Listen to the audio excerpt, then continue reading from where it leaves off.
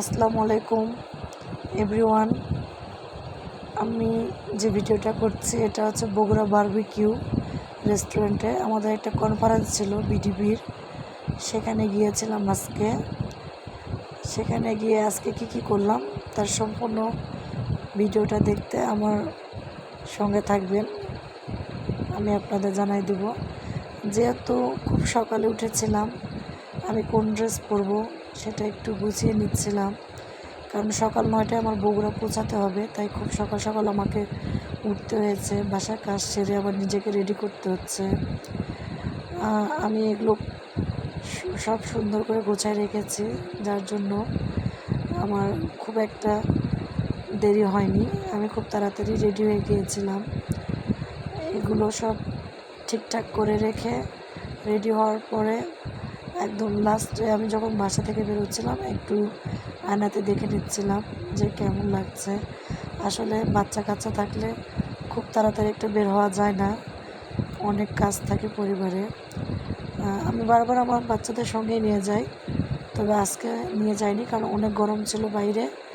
আমি একাই গিয়েছিলাম, একা অবশ্য না, আমার হাজব্যান্ড আমার সঙ্গে গিয়েছিল। ও বললো যে আমিও যাব। আমি বললাম চলো। আমার হাজব্যান্ডের সঙ্গে গেলে রাস্তায় দেরি করতেই হবে। সে মোটর সাইকেলে হাওয়া দিয়ে নিচ্ছিল, তার নাকি হাওয়া কম লাগছিল। এই তো আমরা দুজন যাচ্ছিলাম। অনেক রোদ ছিল আজকে, প্রচণ্ড রোদ, প্রচণ্ড তাপ ছিল। তারপরেও দুজন খুব এনজয়ফুল হিসেবে যাচ্ছিলাম। বগুড়ার সাতমাথায় চলে এসেছি, আমার প্রিয় শহর, প্রাণের শহর বগুড়া। অনেক স্মৃতি এই বগুড়াতে, এই সাতমাথাতে আছে। এখানে আসলে পুরনো দিনের কথা মনে পড়ে যায়, বন্ধুবান্ধবের কথা। সেই দোকানগুলো ভিডিও করলাম যেখান থেকে ফুল কিনতাম পয়লা বৈশাখে। শহীদ খোকন পৌর শিশু উদ্যানটাতে আমরা প্রতিদিন বিকেলে এসে আড্ডা দিতাম। আমরা যখন ছিলাম বগুড়াতে তখন পুলিশ প্লাজা ছিল না, এটা পরে তৈরি হয়েছে।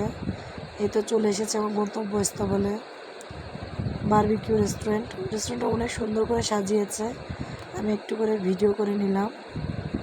যদিও আমার অনেক দেরি হয়ে গিয়েছিল, তারপরে আর বেশি কিছু না। তারপর লাস্ট ফিনিশিংয়ে খাবার ছিল, খাবারটার জন্যই। আল্লাহ হাফেজ।